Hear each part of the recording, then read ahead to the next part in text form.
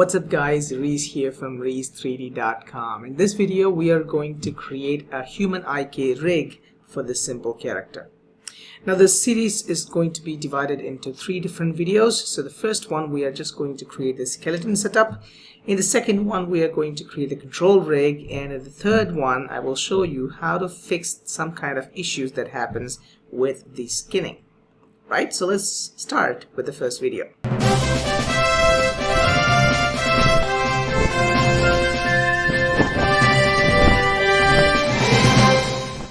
Let me give you some basic understanding of how your character needs to be set up to start with the rigging, right? So first things, make sure that you have the character set up in T-pose, which is like keeping the hands just straight like this. And second thing is you need to make sure that your character is perfectly in symmetry, meaning that your left side of the character has to be the same as in the right side of the character. And the third thing is make sure that your character is sitting exactly in the center of the grid. So if I go to my front view, I should be able to make that bigger. And if you look at the thick line that is in the middle, right? And make sure that your character is exactly sitting on this middle line. Okay, so our model is ready. Now let's go ahead and start creating the rig.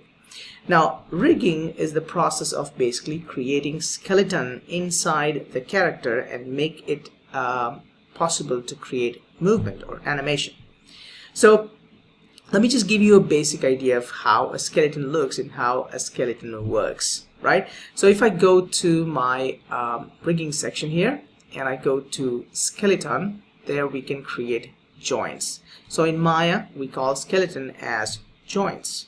So if I click on this joint here, and you need to keep in mind that when you create a joint, you have to create in the grid, meaning that it's better that we use a view that is top view or front view or side view. Now the reason why you shouldn't create joints in the perspective view is that if I, for example, if I just go to create joints here, okay, and I'm going to make this perspective view bigger, and I'm just going to create here 1, 2, 3, and 4. Looks perfect, right? But watch what happens if I press Alt and orbit around. You see what happened? The joints actually got created on the grid, meaning that on the ground. So you need to be really careful when you create joints. So better to use the front view, side view, or the top view when you're creating joints, right?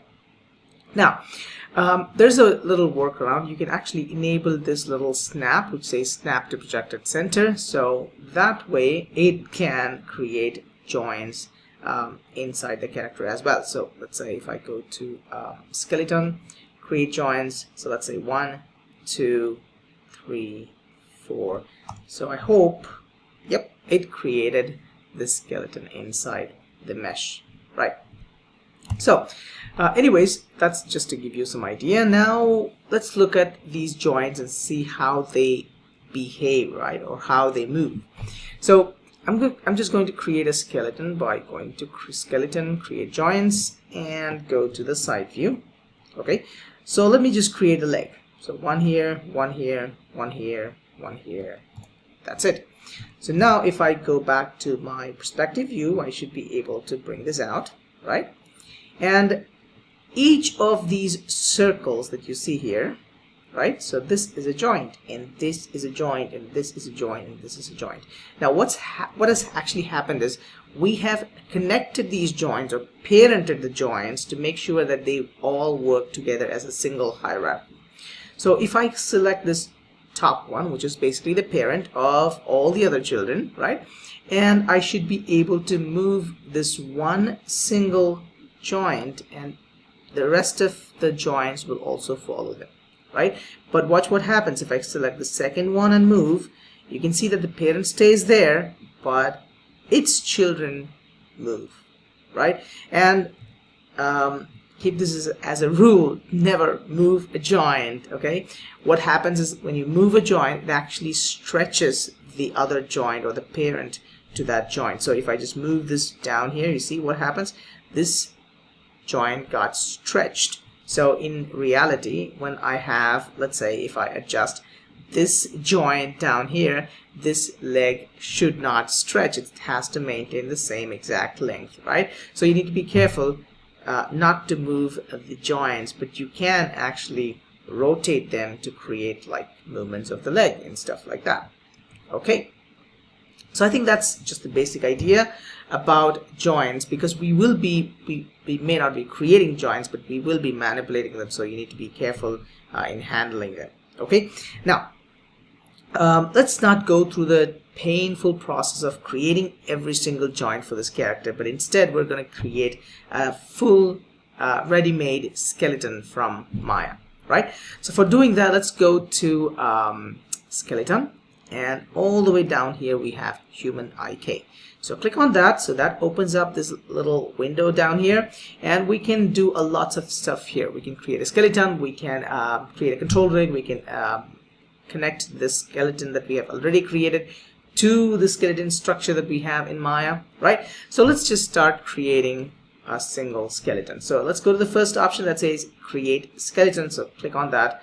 So that should create a skeleton, but unfortunately what happened was our skeleton was created so big. So you can see if I just zoom out, and that's basically the legs, and we have the skeleton created, which is really big. So either I can make this skeleton smaller, or I can make my character bigger. So that's depending on what kind of result that you want, right? Now basically how Maya calculates is these individual lines or boxes, they are actually 1 centimeter long. So based on that, it just created the human character to be so big, right? So either I can make the skeleton smaller, or I can make my character bigger. So if I want to make the skeleton smaller, I will have to go all the way to the center. There you will find a locator. Okay, so if I select the locator, it's actually going to select all these joints, right?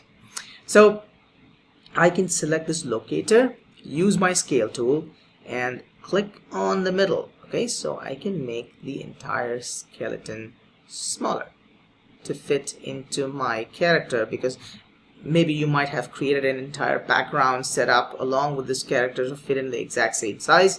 So in that case, making the character bigger might have problems with you in terms of your background, or with other characters or other stuff that you have already created. So you can make the skeleton smaller, or you can also make your character bigger. Great. So now let me just make this a little bit more smaller to make it fit inside my character. So this is one way. Or let me just undo that step, and I can show you how we can make the character bigger, right? So depending on the way you have created your character, so in my case actually this entire body is one piece, and the head basically has got lots of different pieces. For example, I have these eyeballs separate, I have the eyebrows separate, and the head separate. So what I'm going to do is I'm going to actually go to my outliner. Let's go to window, outliner. There you go.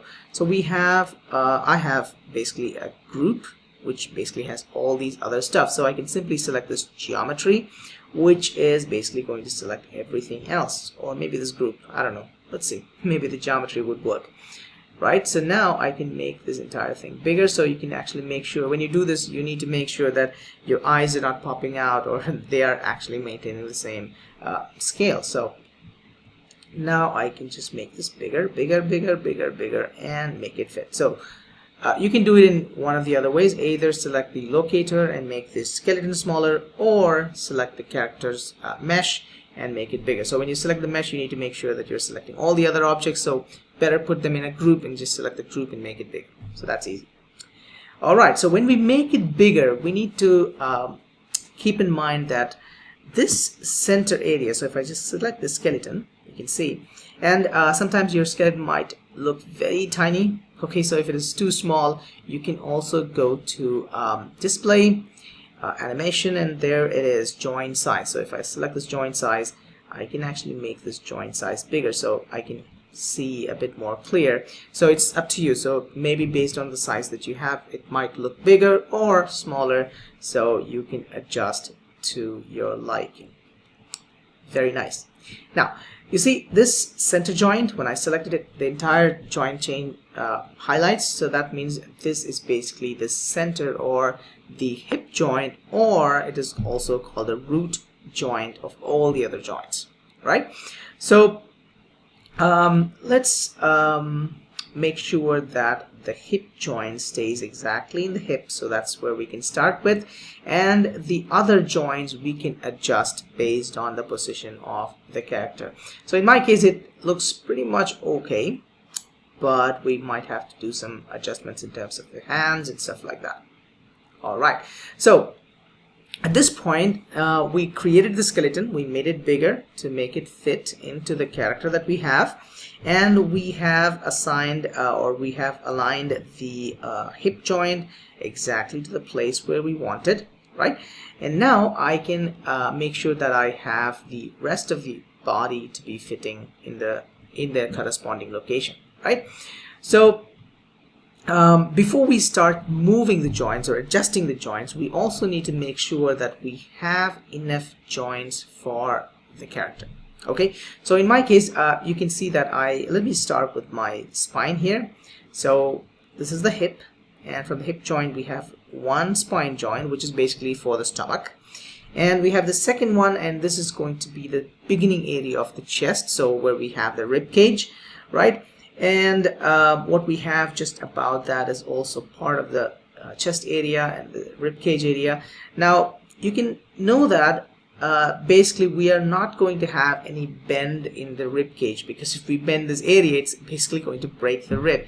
But sometimes when we have animated characters we might have to have a small amount of movement to create a bit more fun or extreme poses, right? So we can add one joint there, so I'm just going to leave that as it is. Now in case if you want to have more than the number of joints that we have for the spine, we can actually go right here and add more number of joints here. So instead of spine joints 3, I can have 4. So watch what happens. We have 4 joints here now, so we have added one more joint. So in my case I'm just going to leave it as 3 itself. Now for the neck we have just one joint here, so I want to add one more joint for the neck. So let's say we add 2, there it is. And for the shoulder and clavicle, I think it's fine, just one joint should be fine. We need to reposition it, but that's fine for now. Okay, and if I look at my fingers, you can see that I have a character that has got like 5 fingers, normal, and sometimes you might have just 4 fingers, so in that case you can actually remove one of these fingers. Let's say I can remove the ring finger, so the middle one goes off, not the middle one, the one in the right side, so that goes off. So if I wanted, I can just bring it back as well. Okay, so that's up to you. Based on the character that you have, based on the needs that you have, you can adjust that. And also we can decide how many bones we want to have for each finger. So generally there's 1, 2 and 3, so we can have 3. So if you want to have more than that, or if you want to have less than that, you can adjust that there. Now also for the toes we can have different toe bones, so if you want to have, you can add them, but I'm just going to leave it as it is. Alright, so next thing that we want to do is we want to adjust this joint to make it fit exactly in their corresponding locations. So let me start with this chest here. So because my hip is fine, my first spine is also fine, and I think I moved it accidentally. So keep in mind, if you accidentally move something like this in Maya, whenever you're doing any kind of work, the easiest way to get back to the original place is by pressing Ctrl Z. Okay, just undo. Sometimes I have noticed that students would, if they make an accidental move, they'll try to put it exactly where it was, but that's very difficult. So the easiest way is to press Ctrl Z just to undo. Fine. So now I'm just going to select this guy and move it up. Now before we do this, I have to mention one more little thing.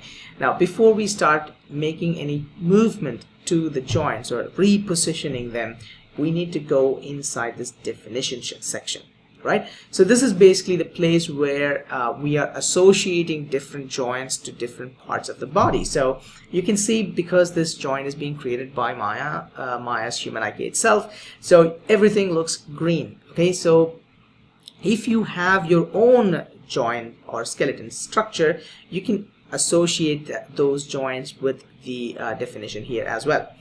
But in our case, it's already being built, so everything looks green. If something doesn't work, it's actually going to turn it into red and letting us know that there is a problem here. Okay, so also we are seeing this validation to be tick, that is perfect. So it's a green tick sign, that means it's ready and everything looks perfectly fine. When we move things here, okay, so let's say for example I move this guy here, or I move this, or I move this, I want to break it. Yeah, there you go. So when I do something that I'm not supposed to do, what is going to happen is it is going to show me in orange or yellow color, and the tick is gone, and there's a warning symbol now saying that there is some problem in your rig, so you need to fix it, right? So you need to be very careful exactly what kind of changes that you're doing here. So let me just press Control Z just to undo those couple of steps. Okay, good. Now also, when you want to move stuff here or reposition the joints here, always use just the axis. Don't just move or rotate from the center, right? So what do I mean by that? If I go to my move tool by pressing W key, you can also click on this little button to go to the move tool, right? And if I move from the center, see what happens is, especially when we are in perspective view, when I move it from the center, it could move in all the three axes. So sometimes it might put things in different places, right? So that becomes really difficult for us to get back to the original state. So always just use the axis. For example, if I want to move to the right side, I can use the red color, which is the x-axis, and click and drag. Easy, right? So if I want to move it up, I can use this arrow, y-axis, that is green color. And if I want to move it forward, I can also use this other axis. So always move just in the axis that you want to move, right? So this is going to be shoulder, so I'm just going to pull this up here and move it over here, and that should be fine, I guess, right? You can also click on this little button, so that's going to move in these two axes. So when I click on that, it just highlights the two axes that it's going to move with yellow color. So I can move it up and I can also move it forward. So you can also use that, but never click on this middle unless you know exactly what you're doing. Fine. Now let me see if I can rotate this joint to make sure that I put this guy here, or I can actually move this one. Okay. Now notice what happens when I move any joint.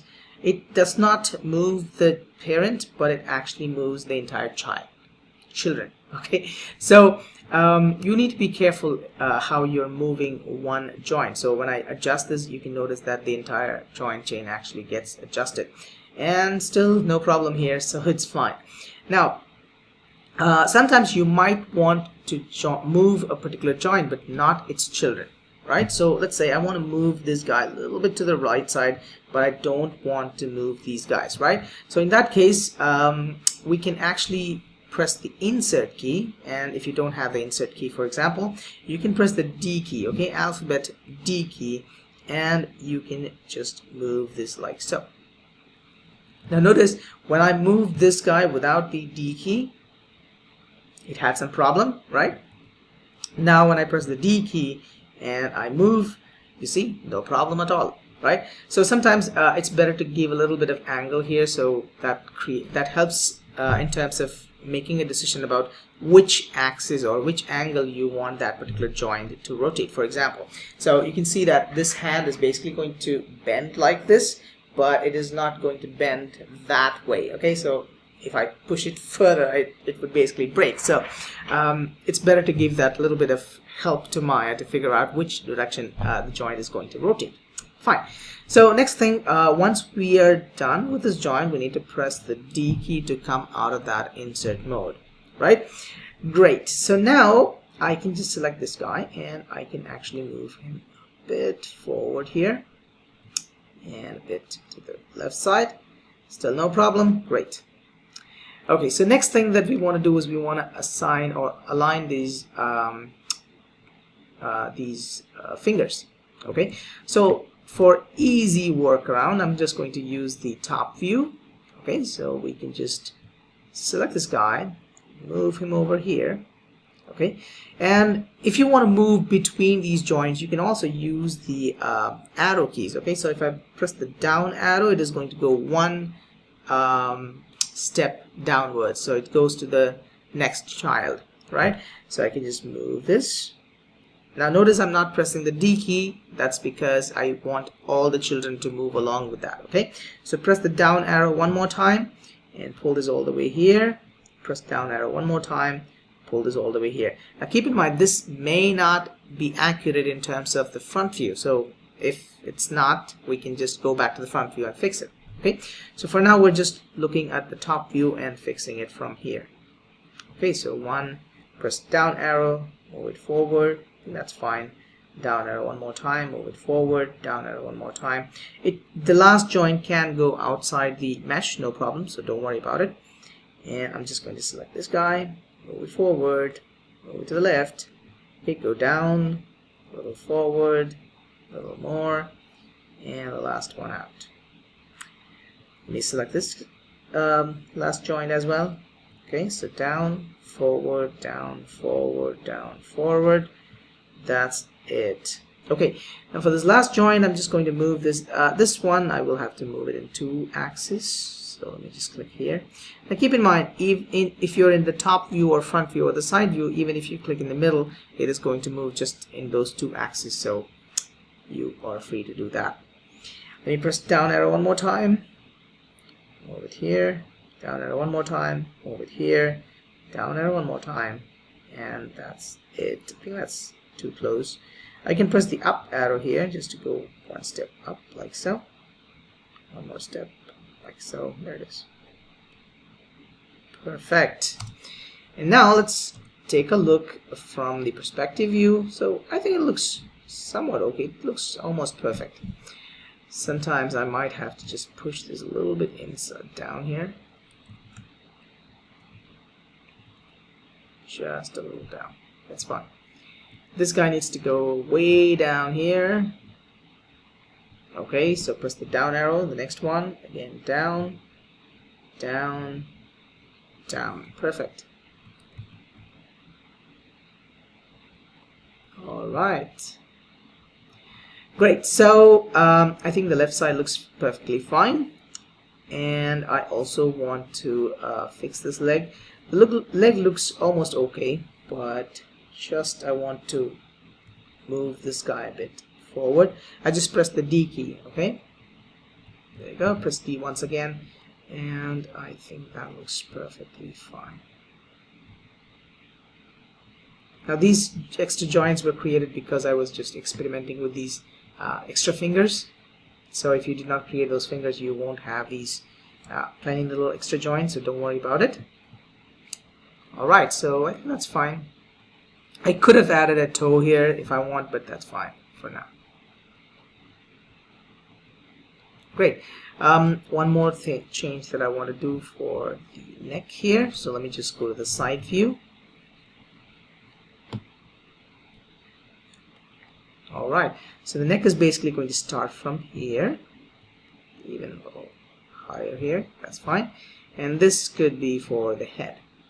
So the head starts here, and I can keep this all the way up here. Now if you want, you can also create one more joint here just to create a mouth movement as well, but that's okay. You can do that with blend shapes and other stuff. Alright, so now what we need to do is we need to make a mirror of the left hand joints to the right hand. Okay, so for doing that, let's just go back to the skeleton here, and there's a little button that says mirror from left to right. So always keep in mind, do the left side first, and then you can mirror the joints to the right side. So for doing this, I need to just select this joint, the shoulder joint, and from there it basically selects everything else below it, right? All the children. So now if I just click on this little button, boom, so whatever change that I did for the left side is automatically being changed to the right side. Alright, so that's our skeleton setup. Alright, so thanks for watching, guys. So we finish this video here, and in the next one we will create the control rig of this character. Thanks for watching. See you in the next one. Bye bye.